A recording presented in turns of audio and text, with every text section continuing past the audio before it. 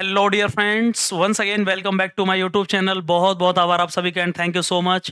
प्यारे बच्चों, आज हम बात करने वाले हैं एक बहुत ही इंपॉर्टेंट वीडियो आपके लिए, और हम बात करेंगे एयरफोर्स इनटेक 02 2025। और बच्चों को बहुत बड़ा कंफ्यूजन है कि सर मेडिकल में क्या क्या चेकअप होगा। इस वीडियो में आपको केवल पॉइंट्स के बारे में बात करूंगा कि पॉइंट आपको, यदि आप चाहते हैं कि आपको कोई मेडिकल टेस्ट कराना है या मेडिकल चेकअप कराना है, तो आप Sudhir defence academy pre medical centre आ सकते हैं। एसडीए प्री मेडिकल सेंटर एक नई शुरुआत करने जा रहा है बच्चों को एक्सटर्नल और इंटरनल मेडिकल कराने के लिए, कंप्लीट मेडिकल चेकअप के लिए, चाहे वो एक्सटर्नल की बात हो चाहे वो इंटरनल की बात हो। जिस तरह से हम आपके साथ फेज सेकंड के लिए पूरे दमदार तरीके से रिटर्न के लिए जुड़े हैं, इसी तरह से एक नई शुरुआत हो रही है और उसका मेन उद्देश्य है Sudhir defence academy pre medical centre complete body checkup. कौन कौन से टेस्ट, और वो केवल एयरफोर्स के लिए नहीं बल्कि एसएससी, जीडी, यूपी पुलिस, सारे स्टेट जो पुलिस एग्जाम्स हैं उनके लिए, पैरामिलिट्री फोर्सेस के प्री मेडिकल चेकअप के लिए आपको कंप्लीट प्री मेडिकल चेकअप बहुत ही सस्ते रेटों में, भारत में सबसे सबसे सस्ते रेटों में आपको प्री मेडिकल चेकअप देखने को मिलेगा। बहुत ही जल्दी Sudhir defence academy pre medical checkup की शुरुआत हो जाएगी। आप कॉल कर सकते हैं दिए गए नंबर पर,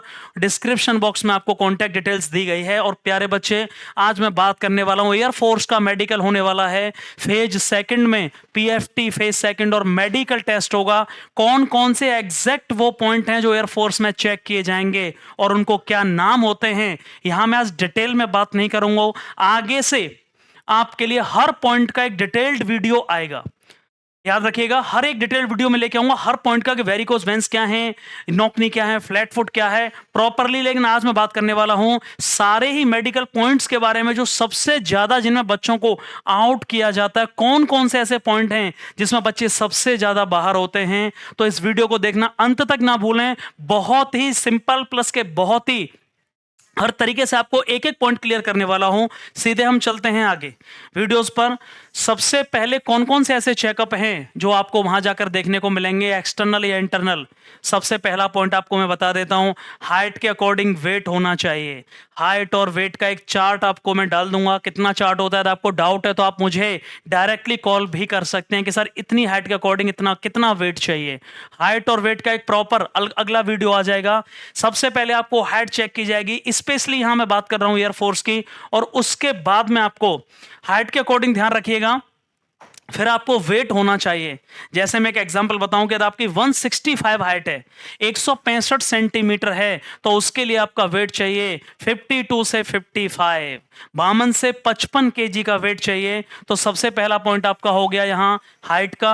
हाइट के बाद ये एक्सटर्नल मेडिकल में आएगा, वेट का होगा। और एयरफोर्स में दो तरीके से मेडिकल होगा, खाना खाने से पहले और उसके बाद खाना खाने के बाद में। ये बात ध्यान रखना, 2 बार मेडिकल चेकअप होगा जिससे आपकी बॉडी की कंप्लीट जो मेडिकल फिटनेस है वो पता चल पाए एयरफोर्स वालों को। इसलिए वो खाना खाने से पहले मेडिकल कराते हैं और फिर उसके बाद इंटरनल दोबारा से खाना खाने के बाद मेडिकल चेकअप होता है। हाइट और वेट का रेशियो, हाइट आपको पता है 152 चाहिए नॉर्मली एयरफोर्स में, लेकिन उसके अकॉर्डिंग वेट कितना है, तो हाइट के अकॉर्डिंग वेट होना चाहिए। उसके बाद में चेस्ट 77 सेंटीमीटर नॉर्मल होनी चाहिए। उसके बाद 5 सेंटीमीटर का एक्सपेंशन होना चाहिए, चेस्ट एक्सपेंशन मतलब आपको फुलाव होना चाहिए हाइट में। 5 सेंटीमीटर का फुलाव अधिकतर जितनी भी नौकरियां हैं सबके डिफेंस में उनमें मांगा जाता है, तो चेस्ट में एक्सपेंशन भी देखा जाएगा। याद रखिए इस बात का, हाइट के अकॉर्डिंग वेट, वेट के अकॉर्डिंग चेस्ट, और चेस्ट के बाद 5 सेंटीमीटर का एक्सपेंशन। उसके बाद अगला पॉइंट आता है जिसको नॉक नी बोलते हैं। दोनों घुटनों के बीच में कितनी दूरी है, कितने ज्यादा घुटने आपस में लगे हुए हैं। मैं फिर रिपीट कर रहा हूं, मैं यहां केवल पॉइंट्स के नाम बता रहा हूं। अगले वीडियो जो आएंगे उनमें हर एक पॉइंट को कंप्लीटली मैं डायग्रामेटिकली, डायग्राम के द्वारा इलेबोरेट करने की कोशिश करूंगा, जिससे आपके सारे डाउट्स क्लियर हो जाएंगे। और आप भी चाहते हैं कि सर किस टॉपिक पर मेडिकल, इस पॉइंट मेडिकल पॉइंट पर आप वीडियो बनाइएगा, तो आप कमेंट बॉक्स में लिख सकते हैं कि सर ये मुझे पॉइंट है और इस पर क्या होगा, मुझे मेडिकल मिलेगा, री मिलेगा या ग्रीन कार्ड मिलेगा। फ्लैट फुट, आपके पैरों के तलवे, उनके बीच में कितना गैप है, पैर के तलवों के बीच में जो आपका कितना गैप है, वो एक सिंपल गैप होना चाहिए, यदि उससे कम या ज्यादा है तो इसको एबनॉर्मल माना जाता है मेडिकल की भाषा में, और उसी का नाम है फ्लैट फुट। फुट मतलब पैर फ्लैट, ज्यादा फ्लैट तो नहीं है, उनके बीच में गैप है कि नहीं, इंक्लिनेशन है कि नहीं। कलर विजन, कलर विजन बहुत इंपॉर्टेंट, ठीक है ना। एक होता है कलर ब्लाइंडनेस, कलर विजन। कुछ बच्चों को ये बहुत बड़ी गलतफहमी है, बहुत लोगों ने ये बता रखा है कि कलर ब्लाइंडनेस अलाउड नहीं है, लेकिन मैं आपको बता दूं, और एयरफोर्स के ऑफिशियल नोटिफिकेशन के अनुसार कलर परसेप्शन ग्रेड सेकंड और थर्ड तक अलाउड नहीं होता, लेकिन कंप्लीट या जेनेटिक आनुवांशिक कलर ब्लाइंडनेस है, यदि आपके मम्मी पापा को भी था, सबको है, तो वो मेडिकल अनफिटनेस है। यदि आपको किसी एक कलर में दिक्कत है, किसी एक कलर को पहचानने में दिक्कत है, उसे हम बोलते हैं colour perception grade first second और थर्ड, वो भी एयरफोर्स में अलाउड है। कलर परसेप्शन सेकंड और थर्ड ग्रेड तक अलाउड है, तो प्लीज आप समझ लीजिए, इसमें बिल्कुल भी कंफ्यूज नहीं होना है। और एक और इंपॉर्टेंट बात, इसके लिए एक बुक आती है, जब भी आप मेडिकल सेंटर कहीं मेडिकल कराने जा रहे हैं तो आपको बुक वगैरह भी अवेलेबल होती है, वहां से भी आप प्रैक्टिस कर सकते हैं, जिससे आपको पता चल जाएगा कि सर कंप्लीट कलर ब्लाइंडनेस है या केवल मुझे colour perception grade second third या फर्स्ट है। याद रखिए, ब्लड प्रेशर, ये सब आपका बीपी वगैरह चेक किया जाएगा, नॉर्मल वैल्यू 80 to 120 होती है, 80 120 या फिर इसमें 90 से 130 हो सकता है, या फिर 170 से लेके और 170 हो सकता है, इस तरह से 70 to 120। तो बहुत ज्यादा चेंजेस नहीं होने चाहिए। जब बच्चा वहां जाता है तो उसका बीपी लेवल या तो बढ़ जाता है, कई बार कम भी मिलता है, ये भी एक मेडिकल अनफिटनेस है जिसको सीबीसी में चेक किया जाएगा। मतलब जब आपका कंप्लीट ब्लड चेकअप होंगे, सारे सीबीसी होगा, एक्सरे होगा जो इंटरनल हैं, तो वहां ईसीजी में भी यही चीज देखने को मिलती है। बहुत ज्यादा एक्स्ट्रा कोई भी नोज की जो नस है बढ़ी हुई नहीं है, उसे डीएनएस बोला गया है। क्या बोला गया है? डीएनएस बोला जाता है। नाक का जो पॉइंट मिलता है उसको डीएनएस मिलता है। तो आप ये चेक कर सकते हैं, Sudhir defence academy pre medical centre आ सकते हैं अपना प्री मेडिकल कराने के लिए, और आपको केवल प्री मेडिकल 300 रुपए में करने को मिलेगा। पूरा एक्सटर्नल प्री मेडिकल 300 रुपए और कंप्लीट बॉडी चेकअप केवल 1500 रुपए में। एक्सटर्नल प्लस इंटरनल दोनों चेकअप आपको मिलाकर के 1500 रुपए में। भारत का पहला प्री मेडिकल सेंटर जो सबसे कम सस्ते रेटों में आपको कंप्लीट मेडिकल चेकअप देगा, वो भी बेहतर। लेकिन अभी आपको 15 दिन का केवल इंतजार करना होगा, उसके बाद पूरी तरीके से मेडिकल सेंटर शुरू हो जाएगा, ठीक है ना, ध्यान रखिएगा। कलर ब्लाइंडनेस मैं ऑलरेडी आपको बता चुका हूं, जिस नाम से दिया जाता है लेग वेन्स। घुटने के पीछे वाली साइड पर बहुत ज्यादा रनिंग करने से, बहुत ज्यादा एक्सरसाइज करने से वेरिकोज वेन्स, कुछ एक्स्ट्रा नसेस होती हैं जिनका कि ब्लड फ्लो जिनमें होता है वो इरेगुलर हो जाता है। ब्लड फ्लो इरेगुलर होने की वजह से, और वो एक तरह से जो वेस्ट वेन्स होती हैं उनकी तरह कंसीडर की जाती हैं, जिनका कोई यूज नहीं रहता, और ब्लड फ्लो का जो रेगुलेशन है वो उल्टा सीधा हो जाता है उन नसों में, और उस वजह से उसे बोला जाता है वेरिकोज वेन्स। बहुत ज्यादा रनिंग करने से भी हो सकता है, बहुत ज्यादा ऐसे पैरों के खड़े होने से भी, लगातार खड़े होने से भी वेरिकोज वेन्स हो जाता है। याद रखिएगा इस बात को। इसको बोलते हैं लेग वेन्स या वेरिकोज वेन्स। ये भी बहुत बच्चों को पॉइंट मिलता है, और पिछली बार इस पॉइंट में बहुत सारे बच्चों को हटा दिया गया था। आगे चलते हैं, अगले पॉइंट कौन कौन से आपको मिल सकते हैं जो एयरफोर्स में जिस नाम से मिलेंगे वो मैं सब बता रहा हूं। एक्सपेंशन में आपको बता चुका हूं। एक्सपेंशन का मतलब 5 सेंटीमीटर का आपको चेस्ट में फुलाव चाहिए, ध्यान रखिएगा, 5 सेंटीमीटर का फुलाव चाहिए, उसी को यहां एक्सपेंशन मैंने लिखा है। चेस्ट के साथ में एक्सपेंशन 5 सेंटीमीटर चाहिए। बोलेग, बहुत ज्यादा टांगे या तो बाहर की तरफ निकली हैं, घुटनों में दूरी है, जो नौकनी की तरह ही होता है, जिसको गैनू बेलगस भी बोला जाता है। याद रखिए, इसका दूसरा नाम है जो मैं बता चुका हूं पहले भी, इसका दूसरा नाम है गैनू बेलगम। गैनू बेलगम के नाम से भी ये पॉइंट मिलता है, याद रखिएगा, GENUVELGUM, गैनू बेलगम के नाम से भी बोलेग को जाना जाता है, याद रखिएगा। और बोलेग का मतलब है घुटने या तो बहुत ज्यादा पास में, या दोनों घुटनों और जो आपके टखने होते हैं, एंकल होता है, उसके बीच में जो बहुत ज्यादा दूरी हो सकती है आपस में लेग्स में, उसे बोलैग बोला जाता है। याद रखिए, बोलैग्स का पॉइंट मिलता है, जिसका दूसरा नाम है गैनू बेलगम, इस नाम से भी बोला जाता है। कैरी एंगल को क्यूबिटस बेलगस भी कहा गया, याद रखिएगा, इसका भी इस तरह से ट्रीट किया गया है। कैरी एंगल का क्यूबिटस बेलगस होता है। और मैंने नोकनी आपको पहले ही बता दिया। स्वीट पाम किसे कहते हैं? हाथों में, हथेलियों में बहुत ज्यादा पसीना आना, इसका दूसरा नाम है हाइपर हाइड्रोसिस।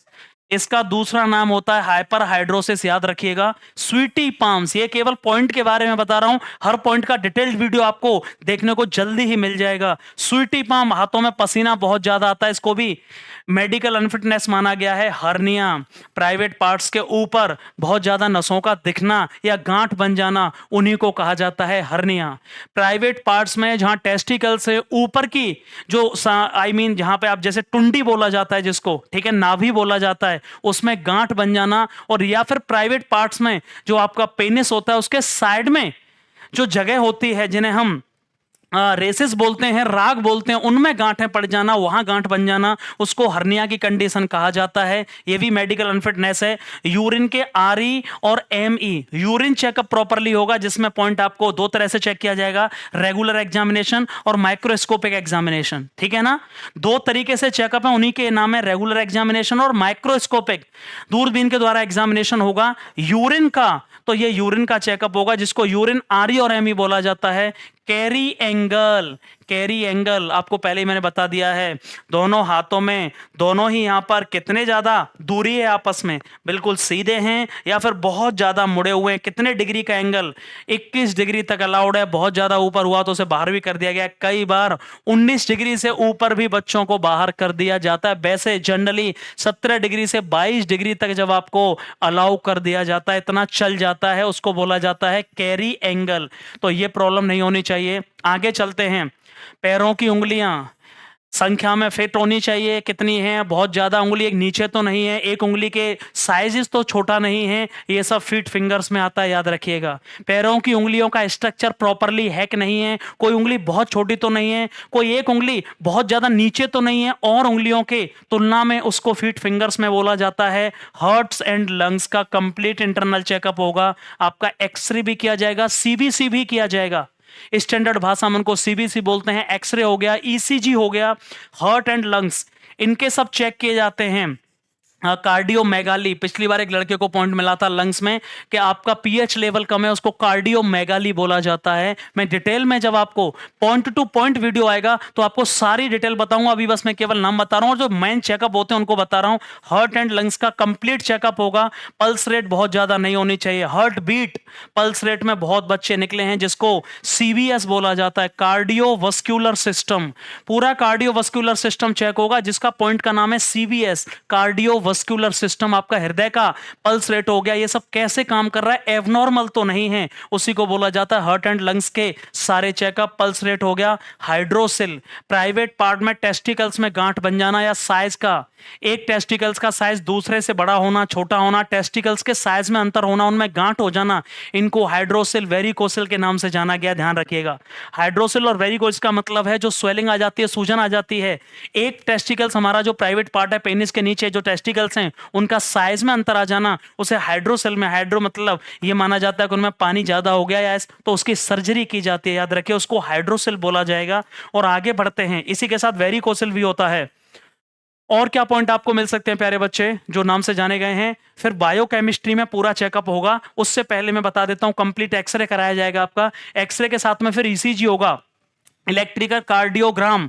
आपके हार्ट में जो इलेक्ट्रिकल चैनल्स हैं उनका आपस में कैसा कनेक्शन है, इसका दूसरा नाम ईकेजी भी होता है, ठीक है। ईसीजी का जो दूसरा नाम है वो क्या है प्यारे बच्चे, वो ईकेजी भी है। और ये इलेक्ट्रिकल एक्टिविटी को, हार्ट्स के अंदर जो हो रही है इलेक्ट्रिकल एक्टिविटी, उनको मेजर करने के लिए केवल ये चेक किया जाता है। ईसीजी एक बहुत बड़ा पॉइंट है, बाकी के जो मैंने पॉइंट बताए उन्हीं की तरह, और इसमें बहुत सारे बच्चे बाहर भी होते हैं, तो याद रखिएगा इलेक्ट्रिकल एक्टिविटीज इसकी मशीन से चेकअप करा सकते हैं। नॉर्मल वैल्यू है कितनी है, टीथ का पूरा चेकअप होगा properly, cross bite, under bite, जिन पॉइंटों के नाम हैं जो टीथ में मिलते हैं उनको क्रॉस बाइट बोला जाता है। अंडर बाइट, ठीक है ना, कितनी जगह है, केविटी तो नहीं है, केविटी का भी पॉइंट मिलता है। एक्सरे कंप्लीट आपका एक्सरा होगा, एबनॉर्मल, एबनॉर्मेलिटी तो नहीं है कोई भी, इसलिए कंप्लीट इंटरनल चेकअप्स में आएंगे। और आगे चलते हैं, इसमें और क्या क्या रह गया है। ईसीजी हो गया, इसका दूसरा नाम ईकेजी भी होता है, ईकेजी, ठीक है। ईकेजी और ईसीजी, इलेक्ट्रोकार्डियोग्राम, आपकी इलेक्ट्रिकल एक्टिविटी कैसी है हार्ट्स के अंदर में। और उसके बाद बायोकेमिस्ट्री में पूरा क्या आ जाता है, आपका ब्लड शुगर, फास्टिंग मतलब खाने से पहले, एंड पीपी मतलब खाने के बाद में। ब्लड शुगर का लेवल दो तरह का, खाने से पहले और खाने के बाद में, वो पूरा चेक किया जाएगा, उसी को बोला जाता है यहां पर पीपी। याद रखिएगा इस बात को, खाने से पहले का लेवल कितना था शुगर लेवल, और खाने के बाद में सीरम कोलेस्ट्रॉल, कोलेस्ट्रॉल बढ़ा हुआ तो नहीं है बहुत ज्यादा, ठीक है ना, फैटी जो लीवर हो जाते हैं, यूरिया, यूरिक एसिड हो गया, क्रिएटाइन लेवल, किडनी में जो लेवल है क्रिएटाइन लेवल पाया जाता है, हमारी जो किडनीज होती हैं उनका कितना क्रिएटाइन लेवल है, ये सब कुछ आपका यूरिन टेस्ट में आ जाता है। याद रखिएगा ये पूरा यूरिक एसिड किस लेवल का है, कितना है। Liver function test LFT, liver पर स्वेलिंग तो नहीं है बहुत ज्यादा, आपने नाम सुने होंगे एसजीओटी, एसजीपीटी।